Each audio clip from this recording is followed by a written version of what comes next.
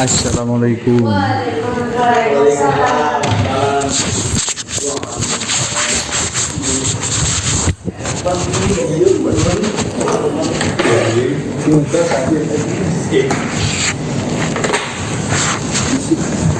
Selamat pagi anak-anak.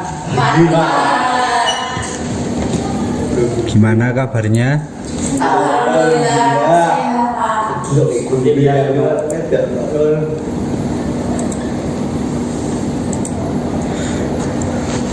Nah, kali ini kita akan belajar tentang permasalahan ekonomi. Sebelumnya untuk mendapatkan ilmu yang bermanfaat, mari kita berdoa bersama untuk ketuanya untuk memimpin doa.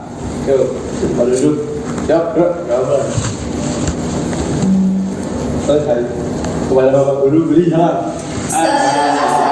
Assalamualaikum warahmatullahi wabarakatuh. Waalaikumsalam warahmatullahi wabarakatuh.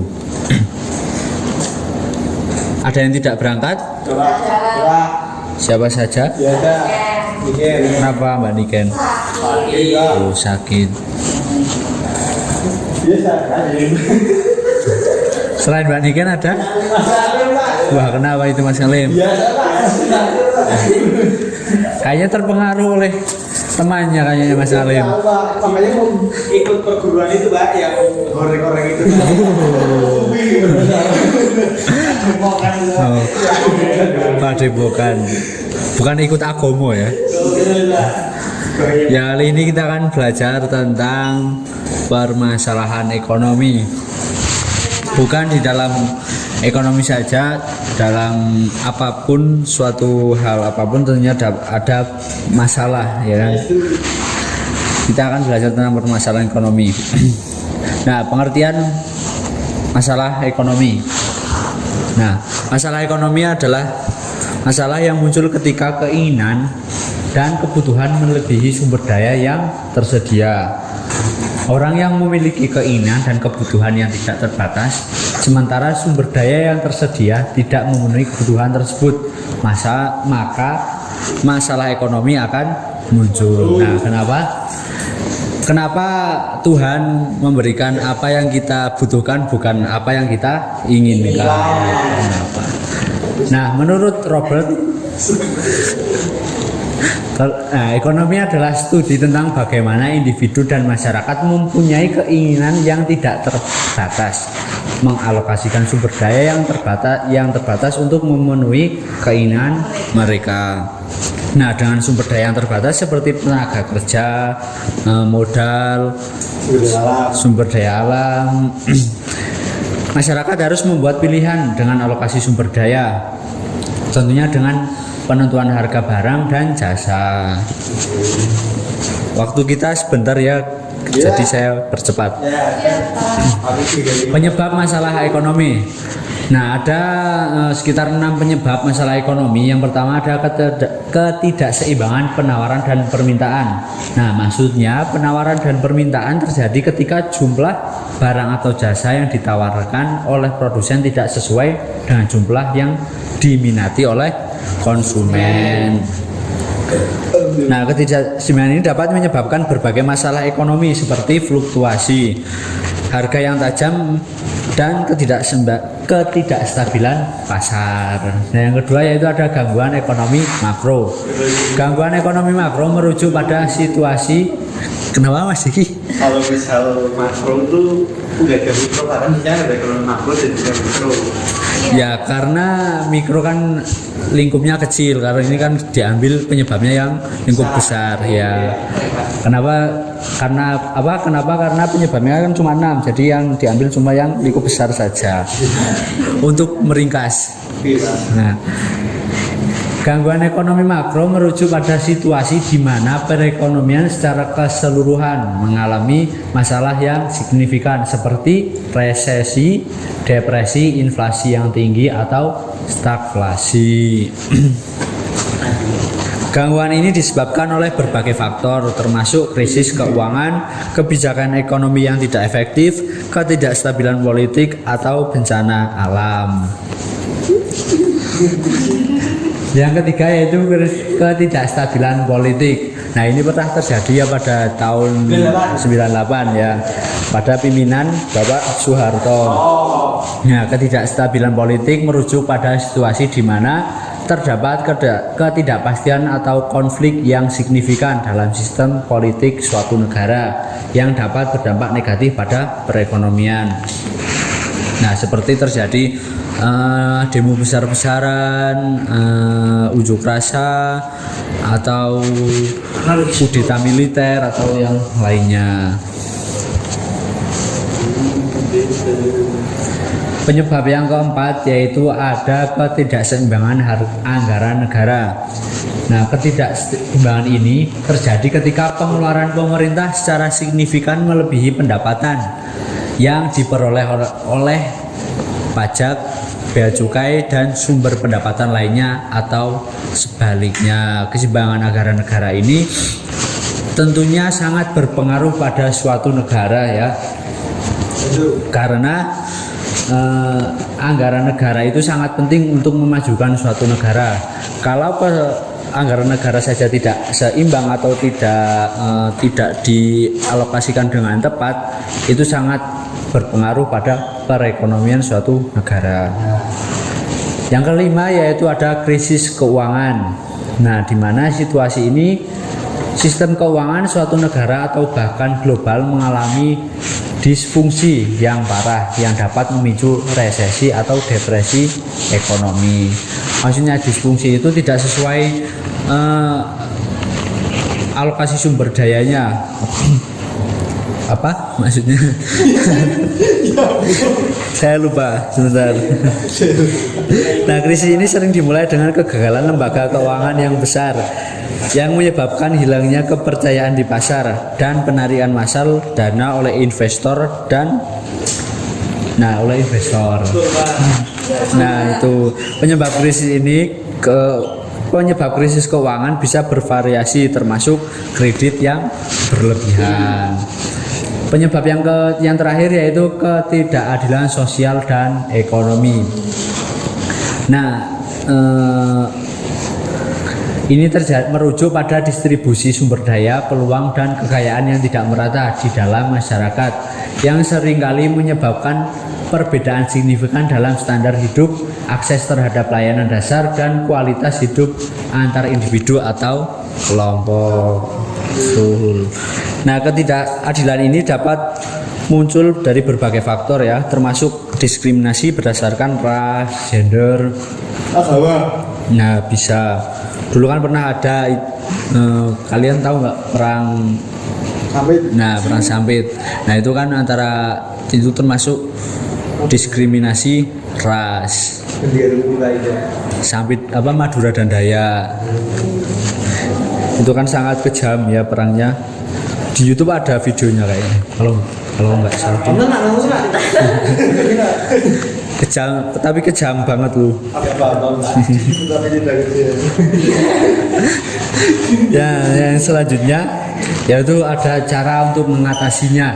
Ini caranya juga tentunya setiap negara punya cara tersendiri, tapi ini kita ambil cara umumnya saja. Yang pertama yaitu kebijakan fiskal yang tepat. Nah, maksudnya solusi yang pertama ini yaitu yang dapat dilakukan dengan cara pemerintah harus mengelola anggaran dengan bijak, termasuk memotong pengeluaran yang tidak perlu dan meningkatkan pendapatan melalui contohnya seperti pajak yang adil atau yang lain sebagainya. Cara yang kedua yaitu ada kebijakan moneter yang efektif. Nah, di mana bank sentral harus menjaga tingkat inflasinya tetap stabil melalui kebijakan suku bunga dan pengendalian jumlah uang yang beredar. Dalam situasi ekonomi yang lesu, bank sentral dapat menurunkan suku bunga untuk mendorong pinjaman dan investasi. Untuk cara yang ketiga yaitu ada peningkatan infrastruktur seperti investasi dalam infrastruktur, yaitu seperti pembangunan jalan raya, sumber daya listrik, air bersih, telekomunikasi. Nah, gunanya telekomunikasi dalam mengatasi masalah ekonomi ini yaitu untuk bersaing di era digital ya, karena sangat penting untuk zaman saat ini. Yang keempat yaitu ada reformasi regulasi dan kebijakan. Nah, cara ini sangat efektif untuk mengatasi permasalahan ekonomi. Hal yang dapat dilakukan adalah menyederhanakan prosedur bisnis untuk memudahkan investasi dan operasional bisnis, serta memastikan penegak hukum yang adil dan transparan. Nah, cara ini sangat efektif. Kenapa? Karena peran pemerintah itu sangat penting dalam masalah ekonomi suatu negara. Yang kelima yaitu ada diversifikasi ekonomi, yaitu berupa mengurangi ketergantungan pada sektor ekonomi dengan mengembangkan sektor-sektor lain seperti manufaktur, jasa, teknologi, dan memberikan insentif dan dukungan bagi UMKM untuk berkembang dan berkontribusi pada perekonomian suatu negara. Dan yang terakhir yaitu ada perdagangan kerjasama internasional atau perdagangan dan kerjasama internasional. Hal ini bisa mendorong ekspor dan menarik investasi asing. Kenapa? Melalui perjanjian perdagangan yang menguntungkan serta berpartisipasi dalam kerjasama ekonomi regional untuk memanfaatkan potensi pertumbuhan ekonomi bersama suatu negara. Nah, terima kasih. Selanjutnya Bapak ada sedikit tugas yang sangat menyenangkan.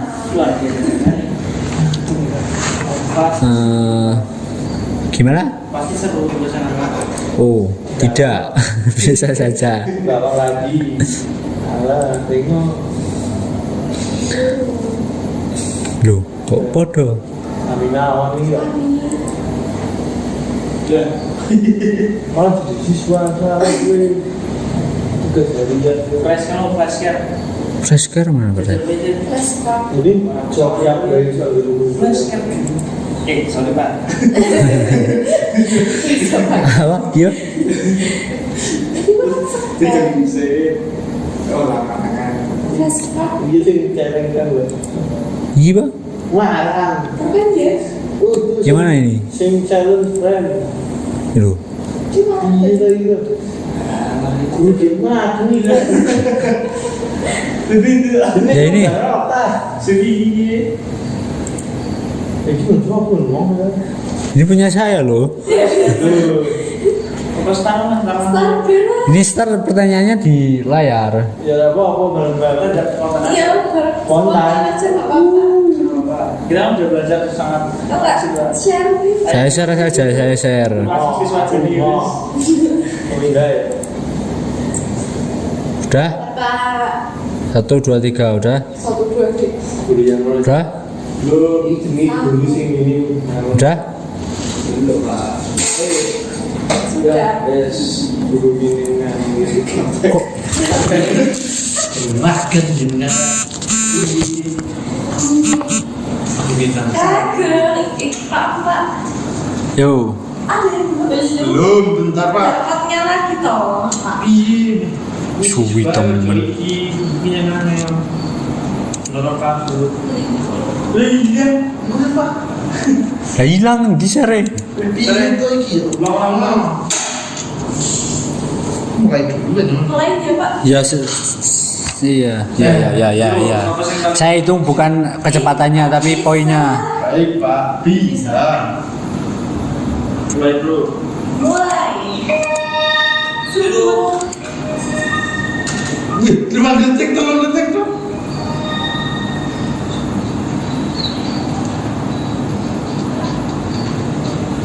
Wah ini gimana kayak gitu? Sudah suami sih.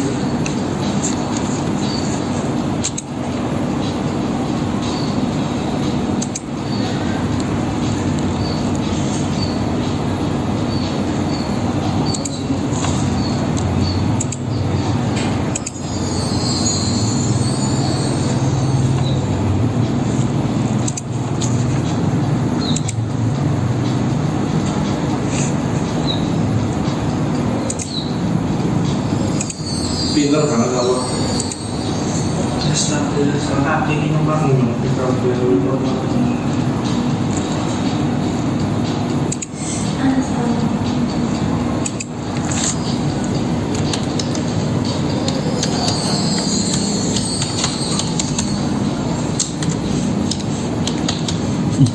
Salah. Nah, ini lah scan soalnya.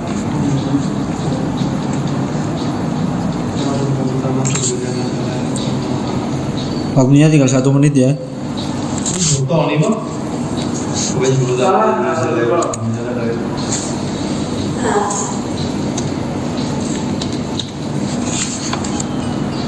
Apaan? Suara apa, Wi? ngomong nih salah gitu gitu. Yang penting orang Google scan kalau ayo jadi. Nah, salah mati ada apa sudah salah. Selesai. Udah selesai.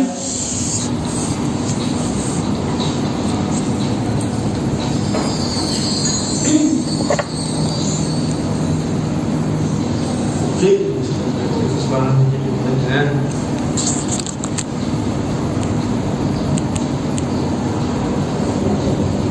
Sudah.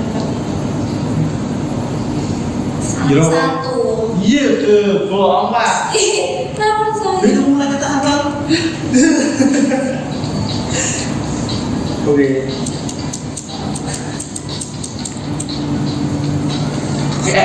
Kalian kan. Ih, apa sih mau tinggal jawab, Be? Oh ini yang ingin lebih. Oh, gini caranya. Oh, ulang. Iya. Ulang, yuk ulang. Ih, ini kan nisbi tadi nih, setara dah guys. Gak bisa setara. Ini gatek gini pak. Oh, nanti kamu gantian loh pas PLW ada yang siswa ngatain kayak gitu. Jangan. Saya bisa ada pak. Udah, Pak, saya sudah. Aku dulu. Ada yang salahnya lebih dari 5? Ceki. Mana soal kita ya? Dia apa kan rampung Ya mesti sabar. Suwine. Ya bodoh baik. Tengok ada isi. Oke. 3 permintaan di penawaran pasar maka kemungkinan besar akan jadi inflasi. Gampang ini seperti kilo ya tidak. Salah satu solusi dalam mengatasi masalah inflasi adalah Udah ya, waktunya tinggal 2 menit. Maksudnya tinggal 2 menit, udah soalnya, maksudnya jadinya udah selesai. tapi harus oke. Salah satu. Semua salah 3 doang pak, tadi salah 5 pak. Ada yang lebih dari 3 salahnya? Anis. Kalau soal apa sih? TikTok kan. Betul dengan itu aku pilih. Saya salah semua. Salah berapa tadi? Salah 4. Salah. Salah 7. Salah 4 pak. Ada yang lebih dari 4? Tak tahu. Nggak ada. Nah, bisa belajar lagi ya nanti materinya saya kirim lewat classroom. Kata baby. Tuh, tidak. Kan ada classroom, kelas Ya, kita. Pak. Nah, untuk pada pertemuan kali ini bawa cukupan sekian. Semoga apa yang didapatkan bermanfaat bagi kita semua. Ben. Untuk mengakhiri pada pelajaran di siang hari ini, mari kita berdoa bersama-sama dengan bacaan kifaratul majlis. Bismillahirrahmanirrahim. Subhanakallahumma wa bihamdika asyhadu an la ilaha illa anta astaghfiruka wa atubu ilaik. Assalamualaikum warahmatullahi wabarakatuh.